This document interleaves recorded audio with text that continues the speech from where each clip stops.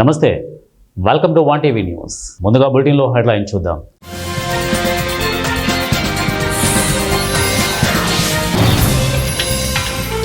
ఇప్పుడిప్పుడే పులివెందుల ప్రజలు అరాచకం నుండి బయటపడుతున్నారు. సీఎం చంద్రబాబు.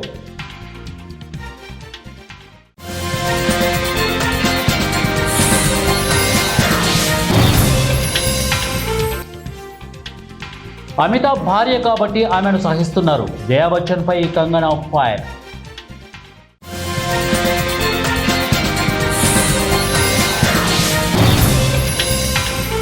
వచ్చే ఎన్నికల్లో హిందూపురం నుండి పోటీ చేయను. నందమూరి బాలకృష్ణ సంచలన వ్యాఖ్యలు.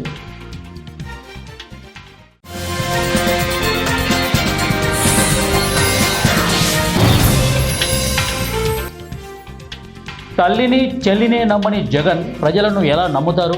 మంత్రి పయ్యావుల కేశవ్ విమర్శ.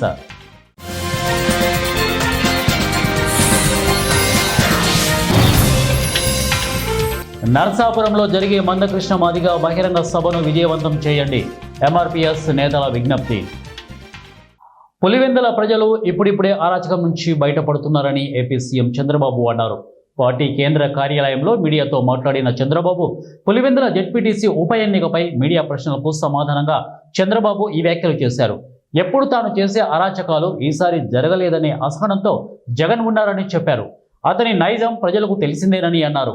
వైఎస్ హయాం నుంచి పులివెందులలో ప్రజాస్వామ్యబద్ధంగా ఎన్నిక జరగలేదని అన్నారు చంద్రబాబు. నామినేషన్ దాఖలు చేయడానికే భయపడే పరిస్థితుల నుంచి 11 మంది నామినేషన్లు వేయగలిగారని తెలిపారు. 2 పోలింగ్ బూతుల్లో రీపోలింగ్ ఎప్పుడైనా జరిగిందా అని ప్రశ్నించారు. శాంతి భద్రతల నిర్వహణ పటిష్టంగా జరిగింది కాబట్టే ప్రజలు ధైర్యంగా బయటకు వచ్చి ఓటేశారని చెప్పారు చంద్రబాబు. వీర్ సావర్కర్ పై కాంగ్రెస్ నేత రాహుల్ గాంధీ చేసిన వ్యాఖ్యలపై పరువు నష్టం కేసు దాఖలైంది. ఈ క్రమంలో రాహుల్ గాంధీ తరపున న్యాయవాది పుణెలో ఎంపీ, ఎమ్మెల్యే కోర్టులో పిటిషన్ దాఖలు చేశారు. ఈ సందర్భంగా ఆయన భద్రతపై ఆందోళన వ్యక్తం చేశారు. ఓట్ల చోరీ అంశాన్ని బహిర్గతం చేసిన తర్వాత భద్రతాపరమైన ఆందోళనలు పెరిగాయని పిటిషన్లో న్యాయవాది మిలింద్ పవార్ పేర్కొన్నారు. బీజేపీ నేత ఆర్ఎన్ బిట్టు రాహుల్ గాంధీ ఉగ్రవాది అని సంబోధించారు. మరో బీజేపీ నేత తరవింద్ మార్వా సైతం బహిరంగంగానే బెదిరింపులకు దిగిన విషయాన్ని ప్రస్తావించారు. రాహుల్ గాంధీ సరిగ్గా నడుచుకోవాలని, లేకపోతే ఆయనకు అమ్మమ్మకు పట్టిన గతే పడుతుందని హెచ్చరించారు. ఈ కేసులో ఫిర్యాదుదారుడు సాత్కాకి సావర్కర్, గాడ్సే కుటుంబాలతో ఉన్న సంబంధాన్ని సైతం ప్రస్తావించారు. అలనాటి ప్రముఖ నటి, సమాజ్వాదీ పార్టీ నాయకురాలు, రాజ్యసభ సభ్యురాలు జయా బచ్చన్ పై బాలీవుడ్ స్టార్ నటి మండి బీజేపీ ఎంపీ కంగనా రనౌత్ తీవ్రస్థాయిలో విమర్శలు గుప్పించారు. ఆమె బాలీవుడ్ స్టార్ నటుడు అమితాబ్ బచ్చన్ భార్య కాబట్టి ప్రజలు ఆమె కోపతాపాలను సాయిస్తున్నారంటూ వ్యాఖ్యానించారు. జయా బచ్చన్ నిన్న సహనం కోల్పోయిన విషయం తెలిసిందే. ఆమెతో సెల్ఫీ దిగేందుకు ప్రయత్నించిన ఓ వ్యక్తిపై జయా బచ్చన్ చిందులు తొక్కారు. అతన్ని సీరియస్గా పక్కకు తోసేశారు. అతనిపై ఆగ్రహం వ్యక్తం చేశారు. దేశ రాజధాని ఢిల్లీలోని కాన్స్టిట్యూషన్ క్లబ్ ఆవరణలో మంగళవారం ఈ ఘటన చోటు చేసుకుంది. ఇందుకు సంబంధించిన వీడియో నెట్టింట వైరల్ అయింది. ఆ వీడియోపై కంగనా స్పందిస్తూ విమర్శలు చేశారు. జయా బచ్చన్ అత్యంత విశేషాధికారం కలిగిన మహిళ అంటూ వ్యాఖ్యానించారు. ఈ ఘటనను అవమానకరంగా, సిగ్గుచేటుగా అభివర్ణించారు. ఈ మేరకు ఇన్స్టా స్టోరీస్లో పోస్ట్ పెట్టారు. ప్రస్తుతం ఆ పోస్ట్ వైరల్ అవుతోంది. నర్సాపూర్లో జరిగే మందకృష్ణ మాదిగ బహిరంగ సభ విజయవంతం చేయాలని ఎంఆర్పీఎస్ నాయకులు పిలుపునిచ్చారు. వెల్లుర్తి మండల కేంద్రంలో బుధవారం మీడియా సమావేశం నిర్వహించారు. ఇక తెలంగాణ ముఖ్యమంత్రి రేవంత్ రెడ్డి ఎన్నికలకు ముందు ఇచ్చిన హామీ మేరకు వితంతువులకు 4,000, వికలాంగులకు 6,000 పెన్షన్ పెంచాలని డిమాండ్ చేస్తూ చేపడుతున్న బహిరంగ సభను పెద్ద ఎత్తున ప్రజలు హాజరై విజయవంతం చేయాలని పిలుపునిచ్చారు.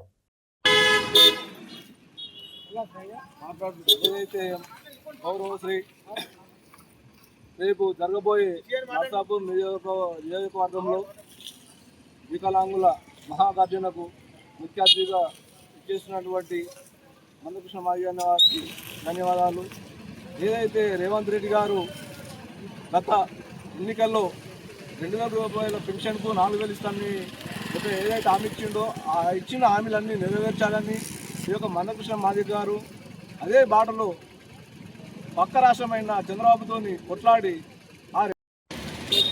వితంతులకు, వికలాంగులకు, విడోస్కు, ఒంటరి మహిళల గురించి పోరాటం చేస్తున్నటువంటి మందకృష్ణ మాదిగ 200 పింఛన్లు ఉన్నప్పటి నుంచి పోరాటం చేసి 500 పెంచారు. 500 పింఛన్లు ఉన్నప్పటి నుంచి పోరాటం చేసి 1,000 రూపాయలు పెంచారు. ఇప్పుడు 1,000 రూపాయల పింఛన్ల భాగంగా 2,000కి పెంచారు. ఇప్పుడు 6,000 4,000కు పింఛన్లు పెరగాలని చెప్పేసి పోరాటం చేశాడు. ఇలా ఒంటరి మహిళలు ఉన్నారు, వాళ్ళకి ఏ ఆధారం లేకుండా ఉన్నారు. వికలాంగుల ప్రకాశం జిల్లా మార్కాపురం డీఎస్పీ కార్యాలయంలో పోలీసులు మీడియా సమావేశం నిర్వహించారు. కేవలం 48 గంటల్లో వ్యక్తిపై దాడి చేసిన ప్రత్యర్థిని పట్టుకొని రిమాండ్కు తరలించారు. ముండ్లమూరు మండలం ఇతర గ్రామానికి చెందిన ముద్దాయి బాపిరెడ్డి కోర్టులో వాయిదాకు హాజరై ఊరికి వెళ్తున్న క్రమంలో స్థానిక ఆర్టీసీ బస్టాండ్లో కారం చల్లి దాడి చేశారు. ఫ్యాక్షన్ నేపథ్యంలో ఇరు కుటుంబాల మధ్య పాత గొడవలు ఉన్నట్లు కూడా తెలుస్తోంది. ఇక ఎస్పీ దామోదర్ ఆదేశాలతో డీఎస్పీ నాగరాజు పర్యవేక్షణలో సిఐ సుబ్బారావు మరియు పట్టణ ఎస్ఐలు త్వరితగతిన దర్యాప్తు చేసి పై కేసులోని ముద్దాయి వెంగళరెడ్డిని అదుపులోకి తీసుకుని రిమాండ్కు తరలించినట్లు మీడియా సమావేశంలో పోలీసులు తెలిపారు. మొన్న 11వ తారీఖు మధ్యాహ్నం మన ఏపీఎస్ఆర్టీసీ బస్టాండ్లో ఒక మాస్క్ వేసుకున్న ఒక వ్యక్తి బస్సులో ఒక కోర్టుకి అటెండ్ అయిపోయిన బాపిరెడ్డి అనే అతను ఒక మర్డర్ కేసులో కోర్టులో అటెండ్ అయ్యి వెళుతూ ఉంటే సో అతని కంట్లో కారం కొట్టి కత్తులతోనో రాడ్తో చంపబోయాడు అని చెప్పి ఆ వ్యక్తి పరిగెత్తుకుంటా మళ్ళా కోర్టు దాకా వచ్చి మాకు పోలీసుకి సమాచారం తెలియజేసినప్పుడు బస్టాండ్లో ఒక బస్సులో ఎలా జరిగిందనే దాని మీద ముందు అటెంప్ట్ మర్డర్ కింద కేసు రిజిస్టర్ చేసి సో అవైలబుల్ ఎవిడెన్స్ అంతా కూడా దీంట్లో కలెక్ట్ చేసి ఈ దర్యాప్తులో ఎవరైతే ఈ కేసులో అంటే ఇప్పుడు ఏదైతే ఒక మర్డర్ కేసు జరుగుతుంది ఇక్కడ ఆ కేసులో మర్డర్ కేసు జరిగే దాంట్లో ఆ ఫిర్యాదే ఇప్పుడు ఆ కేసులో వాళ్ళు ముద్దాయిలు ఆ ముద్దాయిగా అటెండ్ అయిన అతని మీద ఈ ఫిర్యాది ఈ హత్యాప్రయత్నానికి ఓడిగొట్టడం జరిగింది. సో ఈ కేసుని పరిశీలించేటప్పుడు సిఐ గారు ఎస్ఐ గారు అందరూ కూడా పూర్తిగా దీన్ని విచారించుకున్నప్పుడు దీని వెనక ఒక ఫ్యాక్షన్ నేపథ్యం అంతా కూడా బయటకు వచ్చింది. ఇది యాక్చువల్గా వీళ్ళు ముళ్ళమూరుకు సంబంధించిన ఈదర గ్రామానికి సంబంధించిన వాళ్ళు ఎప్పుడో 1996లోనే వీళ్ళు ఒకరి మీద ఒకరు బాంబులు వేసుకొని ఆ కేసులు కూడా వీళ్ళు ఒకరి మీద ఒకరు ఉన్నాయి. సబ్సిక్వెంట్గా తర్వాత వీళ్ళ మధ్య గొడవల్లో ఎన్టీఆర్ జిల్లా తిరువూరు పట్టణంలో హర్ ఘర్ తిరంగా కార్యక్రమం విద్యార్థులతో కలిసి జాతీయ త్రివర్ణ పతాకం పట్టుకొని భారతీయ జనతా పార్టీ నాయకుల ఆధ్వర్యంలో హర్ ఘర్ తిరంగా ర్యాలీ ఘనంగా నిర్వహించారు. జై భారత్, జై జై భారత్, తల్లి భారత మాతాకు జై జై అంటూ నినాదాలు చేశారు. అఖండ భారతావనికి స్వేచ్ఛ స్వాతంత్రం తేవడానికి ప్రాణాలు అర్పించిన మహాత్ములను స్మరించుకున్నారు. ఈ కార్యక్రమంలో వెంపాటి అబ్రహం, మణిరత్నం, కో కన్వీనర్ కృష్ణ, ఉషారాణి ఈ కార్యక్రమాన్ని నిర్వహించారు. తిరువూరు ప్రభుత్వ ఉన్నత పాఠశాల విద్యార్థులతో కలిసి భారీ ర్యాలీ నిర్వహించారు. ఈ నెల 19వ తేదీన ఉస్మానియా యూనివర్సిటీ 84వ స్నాతకోత్సవాన్ని నిర్వహించనున్నారు. ఈ మేరకు ఉస్మానియా యూనివర్సిటీలోని గెస్ట్ హౌస్లో నిర్వహించిన విలేకరుల సమావేశంలో ఓయూ వీసీ ప్రొఫెసర్ కుమార్ వివరాలు వెల్లడించారు. స్నాతకోత్సవాన్ని ఇస్రో చైర్మన్ నారాయణ ముఖ్య అతిథిగా హాజరు కానున్నారని తెలిపారు. ఓయూ గౌరవ డాక్టరేట్ను నారాయణకు అందించనున్నట్లు వీసీ తెలిపారు. ప్రపంచవ్యాప్తంగా రికార్డు స్థాయిలో మొత్తం 1261 డాక్టరేట్ పూర్తి చేసుకున్న విద్యార్థులకు పట్టాలు అందజేయాలన్నారని తెలిపారు. విద్యార్థులకు బంగారు పథకాలు కూడా అందిస్తామని తెలిపారు. రికార్డు స్థాయిలో పిహెచ్డి పూర్తి చేసిన 1261 మంది విద్యార్థులు పట్టాలు అందుకోనున్నారు. నవంబర్ 1, 2023 నుండి 12వ తేదీ ఆగస్టు 2025 వరకు పిహెచ్డి పూర్తి చేసిన విద్యార్థులు 1261 మంది దరఖాస్తు చేసుకున్నారు. 83వ కాంపిటీషన్లో పిహెచ్డి పట్టాలు పొందిన వారి సంఖ్య 979 తో పోలిస్తే ప్రస్తుతం 84వ ప్రపంచ అవయవదాన దినోత్సవం సందర్భంగా కడప జిల్లా ప్రొద్దుటూరులో కొవ్వూరు గ్రాండ్ అధినేత కొవ్వూరు రమేష్ రెడ్డి ప్రెస్ మీట్ నిర్వహించారు. ఈ సందర్భంగా ఆయన మాట్లాడుతూ అవయవ దానం అనేది ప్రాణాలను రక్షించే మహత్తర సేవ అని, ప్రతి ఒక్కరూ దీని ప్రాముఖ్యతను గ్రహించి ముందుకు రావాలని పిలుపునిచ్చారు. మరణం సంభవించిన సందర్భంలో చట్టపరమైన అనుమతులతో అవయవాలను ఇతరులకు దానం చేయవచ్చని, అలాగే ఒక కిడ్నీతో కూడా మనిషి ఆరోగ్యంగా జీవించగలడని వివరించారు. కిడ్నీ, లివర్ ట్రాన్స్ప్లాంట్లకు ప్రస్తుతం ప్రభుత్వం ఆర్థిక సహాయం, ఉచిత మందులు అందజేస్తోందని, ఈ సౌకర్యాలను ప్రజలు సద్వినియోగం చేసుకోవాలని సూచించారు. అందరికీ నమస్కారము. ముఖ్యంగా ఈరోజు ప్రపంచ అవయవదాన దినోత్సవం రోజు. ఈ సందర్భంగా నేను ఒక బాధితుడిని, ఒక లాభం పొందిన వాడిని, రెండు ఉన్నాయి కాబట్టి ఈ మీటింగ్ మీకు ఏర్పాటు చేయడం జరిగింది. నాకు ఆరోగ్యపరంగా 2003లో లివర్ ట్రాన్స్ప్లాంట్ జరిగింది. నాకు లివర్ ట్రాన్స్ప్లాంట్ జరిగేటప్పటికి ఇండియాలో ఇక్కడ లివర్ ట్రాన్స్ప్లాంట్లు లేవు. అప్పుడు నేను స్విట్జర్లాండ్ పోవాలని చెప్పి అంతా ప్లాన్ చేసుకున్నాము. అనుకోకుండా హైదరాబాద్లో గ్లోబల్ హాస్పిటల్లో వాళ్ళు కొత్తగా హాస్పిటల్. ఖమ్మం జిల్లా యన్కూరు మండలం జన్నారం గ్రామం గుట్ట సమీపంలో ఎదురుగా వస్తున్న కారును మరో కారు ఢీకొట్టింది. ఈ ప్రమాదంలో ప్రమాదవశాత్తు నిప్పంటుకొని కారు దగ్ధమైంది. కారులో ఉన్న ప్రయాణికులు సురక్షితంగా బయటపడ్డారు. మరో కారులో ప్రయాణిస్తున్న 3 వ్యక్తులకు గాయాలు కావడంతో 108లో ఖమ్మం ఆసుపత్రికి తరలించారు. దీంతో త్రుటిలో పెను ప్రమాదం తప్పిందని ప్రయాణికులు ఊపిరి పీల్చుకున్నారు. పులివెందుల ప్రజలకు భయం పోయింది.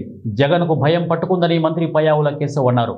బుధవారం సచివాలయంలో ఆయన మీడియాతో మాట్లాడారు. స్థానిక సంస్థల ఎన్నికల్లో ఉద్రిక్తతలు సహజమన్నారు. రాష్ట్రంలో శాంతి భద్రతలు బాగున్నాయని చెప్పారు.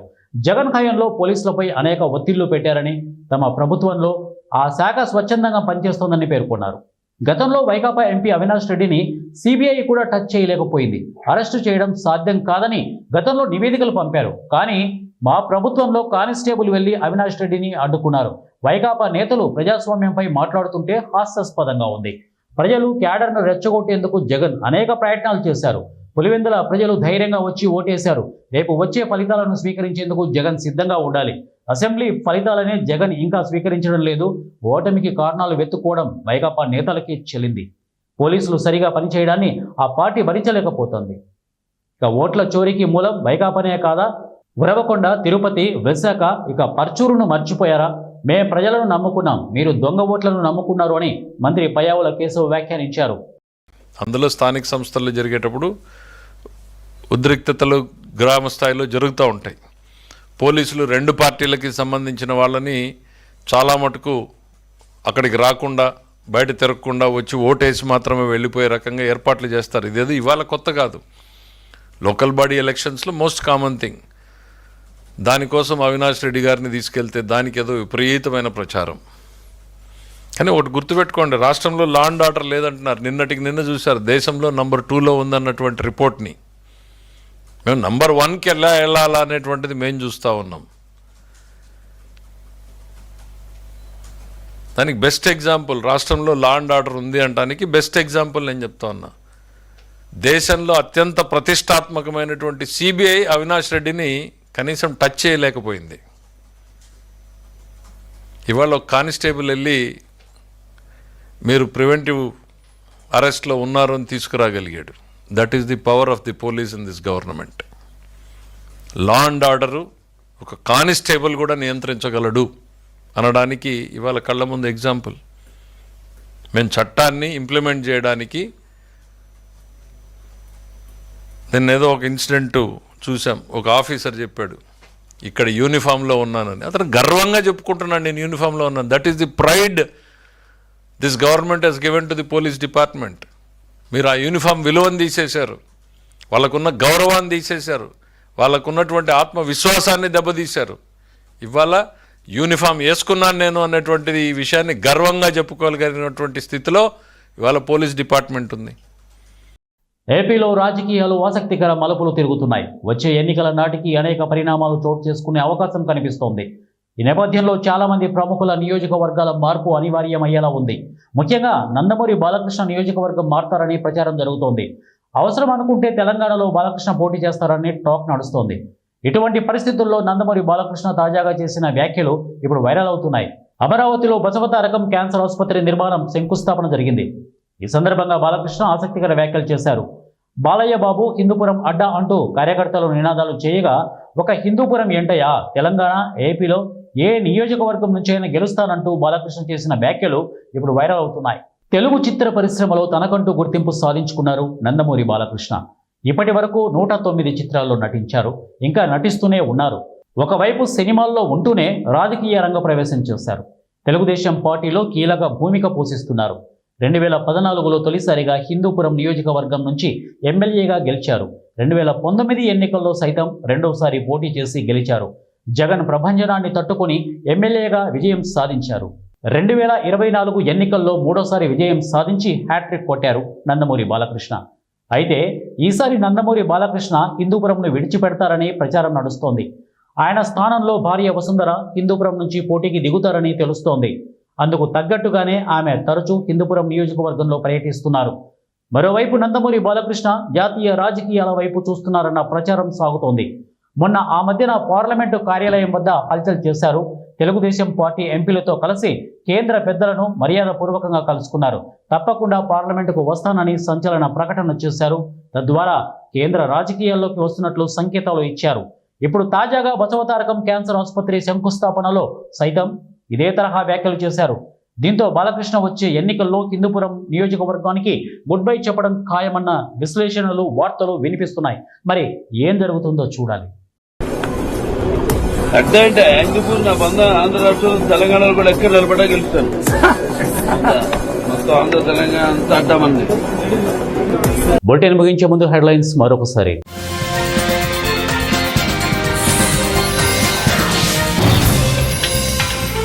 ఇప్పుడిప్పుడే పులివెందుల ప్రజలు అరాచకం నుండి బయటపడుతున్నారు. సీఎం చంద్రబాబు.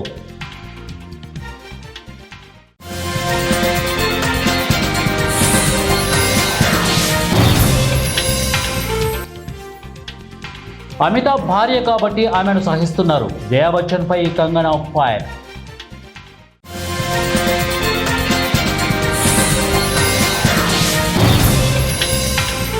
వచ్చే ఎన్నికల్లో హిందూపురం నుండి పోటీ చేయను నందమూరి బాలకృష్ణ సంచలన వ్యాఖ్యలు.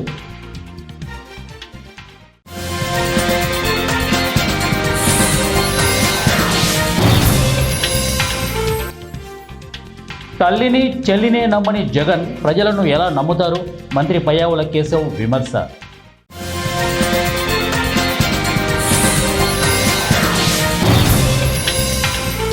నర్సాపురంలో జరిగే మందకృష్ణ మాదిగ బహిరంగ సభను విజయవంతం చేయండి.